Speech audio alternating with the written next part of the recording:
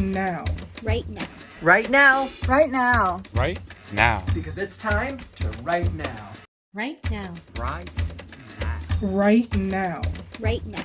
Right now. Right now. Right now. Because it's time to write now.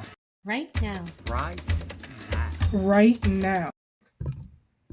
Welcome to another daily writing stream.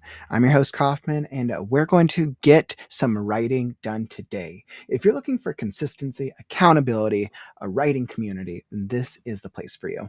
We're going to try to see what writing vibes we can get into. We'll be doing one writing sprint and trying to get some work done on our stories on this Tuesday. So welcome to the Right Now community. We are at 530, I think, consecutive writing streams and counting. If you're looking for help with your writing, this is the place to be. So let's see what we got in store for today. Hey, what's up, Calvin? How are you doing today, my friend? Hopefully the writing vibe is treating you well. I'm sure you are eager for your writing for your book to launch in the coming weeks. Very, very exciting. So let's see. I've been able to get some solid work done on Scarecrow lately, and hopefully I can kind of push myself and actually get some good work done today. So I think what we'll do is I'll cue right into the writing sprint. Since I only have time for one, we'll do the writing sprint first, and then we'll catch up after. So we'll see. So definitely come join us for some writing. As you can see, I already got all my stuff queued up here. Awesome. So I'm going to get this up. Stick around. We'll chat more after the sprint. But if you're needing to get some work done, come join us. What's up, Maddie? Welcome, my friend. Hope all is doing well. And let's get some writing done. So we're going to do 30 minutes. I got 30 minutes on the clock. Whether you are brainstorming, writing, editing, revising, branding, or maybe you're just taking a break, come join us because it's time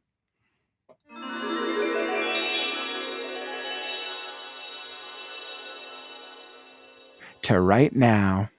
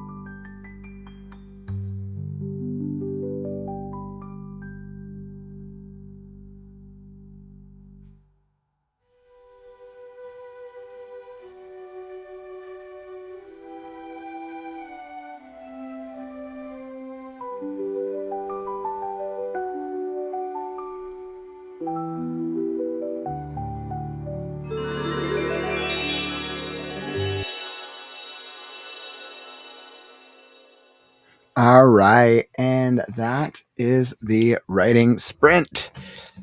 As you can see, I didn't get too much writing in today as I would have liked. I was kind of, since I'm at the beginning of a chapter, I always do planning. Everyone who's been watching me, you guys know my process by this point.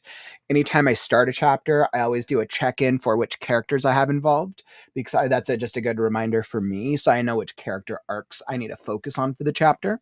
And then the summary is more just a reminder for later on.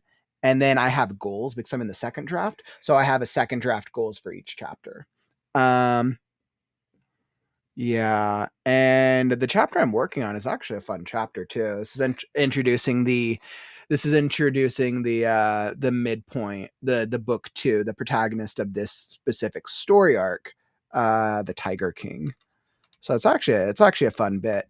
I'm asking myself if I think I need to do some light revisions to make the prisoners feel a little bit more inclusive with all these other animals.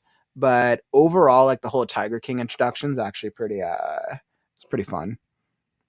So, whenever you introduce a villain, and I'm sure for any of you with your stories, when you have bad guys, antagonists, villains in your stories, and I'll pose this question back to you, how do you build up your antagonist? Now, obviously, if there's the main antagonist for the book, that's one thing, but how do you build up your minor villains, the minor bad guys, the minor ones who are throwing obstacles in your hero's journeys?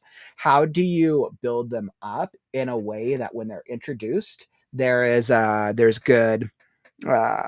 good setup? How do you set them up in a way without being overtly direct? I'm always curious, especially in this world, and because it's really an action adventure type story. It's almost like the bad guy of this story arc, so I'm asking myself how I'm going about it. And I saw a couple people pop in during the chat. Rachel, it was great to see you pop in.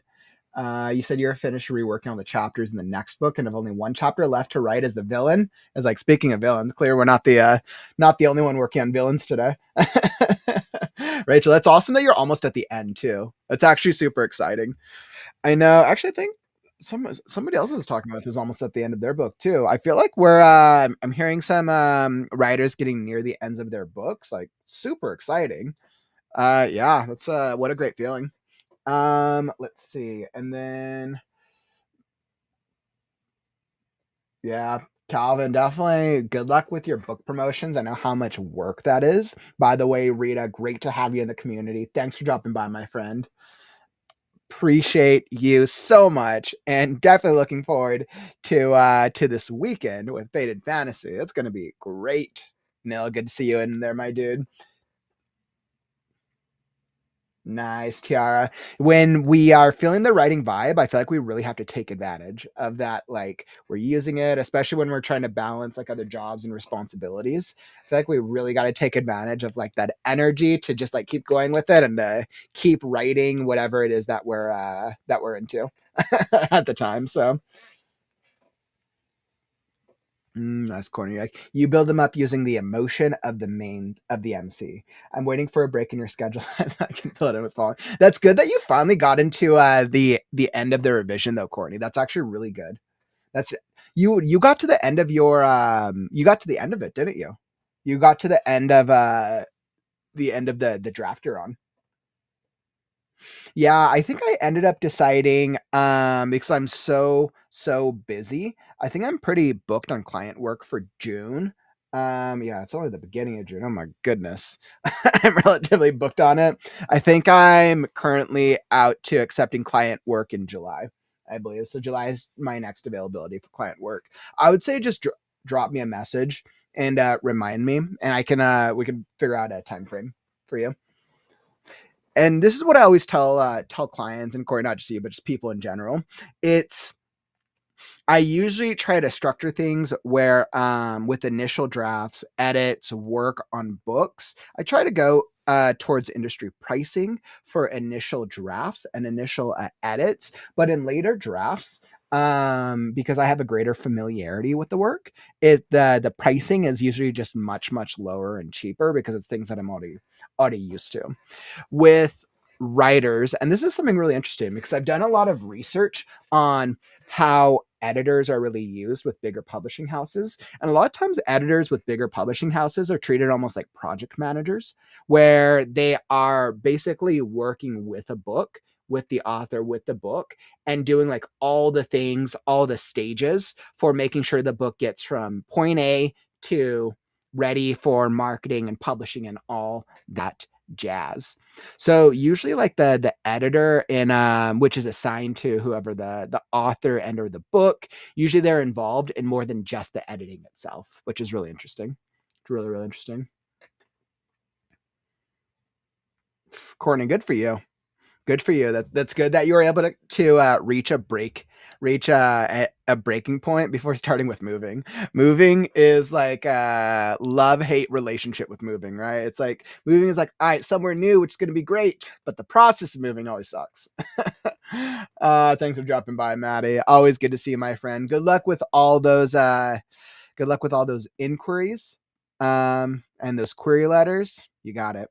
We're here when you ready to fall back on all the painful inquiry letters. I'm sure you'll get some feedback, my friend.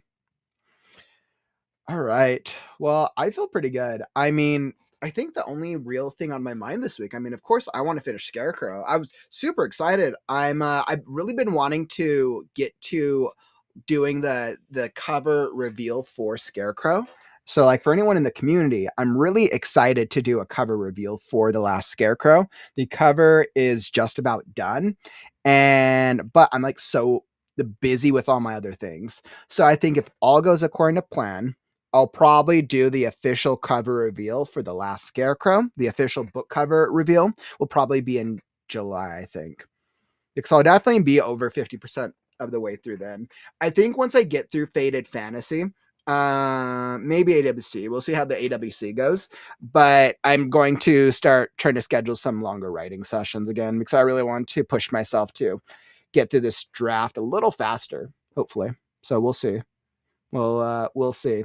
I didn't really want to set any dates or make any commitments until I was at least halfway through this draft. I feel like the second half of the book's going to be a little faster. But I think right now my progress is just so slow because I'm so busy. So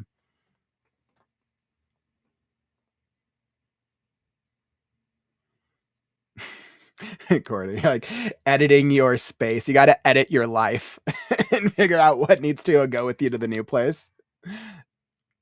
White Sarah, that's a good call out. You're struggling when to introduce the antagonist in your story. You know what's interesting is I think a lot of the times the antagonist in a lot of stories is referenced early on, but when they're introduced really depends on the story. Right? Like if you think about it, like let's just say like a classic like Lord of the Rings, for instance. Lord of the Rings, the true antagonist is Sauron, right? Nameless eye in the sky, or not nameless, but the eye in the sky. They're really referenced in technically the prologue, but you don't really see Sauron. You see Sauron so like sparingly, as that eye in the sky reference, so sporadically throughout. There's a lot of other bad guys, right? Like Saruman, for instance, and yeah, and a lot of other bad characters, but really that they're just referenced so loosely. Let's see. Harry Potter is another great example. Voldemort is referenced in the first book. He's referenced at the end as like almost a resolution to the climax, but we don't actually see Voldemort himself, I think, until like technically like you see him in book 2 or movie 2, but you would argue that if that's actually him. You don't actually see him in the flesh, I think, till what, book 4? So, I mean, I think there's different ways. I mean, when I think of Star Wars, Darth Vader's introduced in the very first scene, right? But that also sets up the vibe. So I think there's definitely different ways to go about introducing the antagonist. For The Last Scarecrow, I do a very loose reference throughout the first half of the book. Like it's clear that the reader knows who the antagonist is, but it's referenced so minutely that the antagonist themselves isn't really more of an integral part until we start getting to closer to the climax and towards the storming the castle part of the story. because even then, but there's some really cool creepy moments, because I went back and forth on this so much in the original draft. I'm like, how involved do I want the antagonist to be throughout the story? And I made the decision I wanted the main antagonist to be involved very loosely throughout the majority of the story, because I wanted the main obstacles to really be the world itself and the characters that inhabit the world. The obstacles, it's whether it's the seasons, the environment, the characters, and different areas are really a lot of the antagonists that the characters deal with. But there's something that's at the center of a lot of the reasons there's problems with the world, which is reference to the antagonist.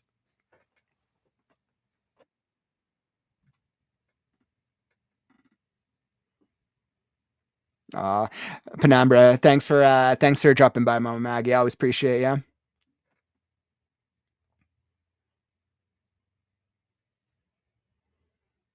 Right, so you were thinking of to add a prologue to introduce the antagonist point of view prior to the story starting. That's also kind of the main source of danger in this world.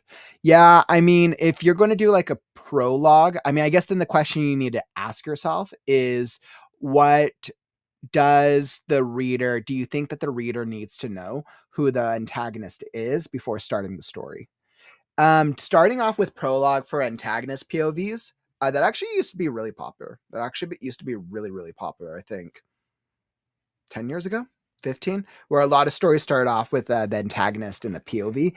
I don't think it's as popular anymore as it used to be. But yeah, it's an interesting one. Yeah. Yeah, and I mean, that's always the thing with prologues. I always question, like, okay, if you're going to do the prologue, which prologues can work, it's recognizing what is the point of it, because technically the story starts on book one. The hero's journey starts on not book one, chapter one. That's when the core story starts. So if you were going to introduce world building or other characters, what is the intention behind it? And is this something that the reader needs to know before they're starting the main story? And if it's like something could go either way, then I would opt out of it, simply because readers have such like varying expectations with prologues. I think if there's a way to incorporate antagonist references throughout the early story without it really being like a major sticking point, is probably the way to go. And of course, making it clear why the hero is dealing with the obstacles that they're dealing with, of course. Awesome. Well, I appreciate all you for dropping by. Like I said, today was a little bit of a shorter writing sprint. Faded Fantasy. We got Faded Fantasy this weekend, my friend. So make sure to stick around at Faded Fantasy competition. We are kicking it off with game night on Friday, our pre-Faded Fantasy day 0.5. We'll be doing a stream and hopping into the Discord. That'll be this Friday. Make sure to come join us. And then we are kicking it off with the competition. We got guest judges, guest readers. We got our oracles. We got the semifinal stories. We got games. We got prizes. We got Mr. Crow and so much more. So make sure to come join us this weekend. This weekend, it's going to be the vibe. We're starting both days, Saturday and Sunday, at 10 a.m. Pacific time. I know we've thrown the schedules online. We'll be going 10 a.m. until we get through both days. I think Saturday is 10 to 3, I believe. I think Saturday is 10 to 3. 3, 4, 5. What did I put? So Pacific time, Saturday is, I think, 1, 2, 3. So 10 to 2. So Saturday it's 10 to 2. And then Sunday, 10 to 4 Pacific time. Eastern time, where I have a lot of people who are Eastern, that would be 10, 11, 12, 1. 1, 2, 3, 4, 5. So it'd be 1 to 5 Eastern time on Saturday. And then Sunday would be 1 to, what's that? 1 to 7 on Sunday.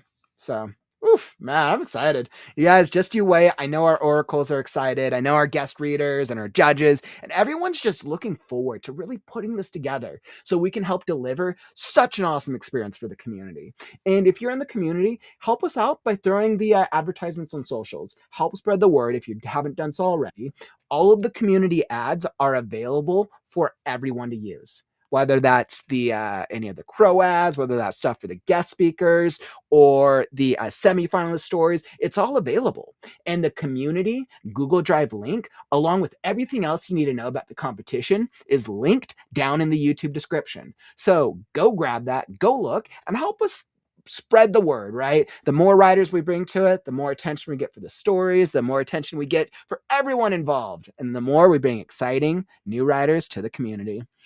All right, my friends, I'll be back tomorrow with the Right Now Writers Group. We'll be back tomorrow with the Right Now Writers Group, meeting 49.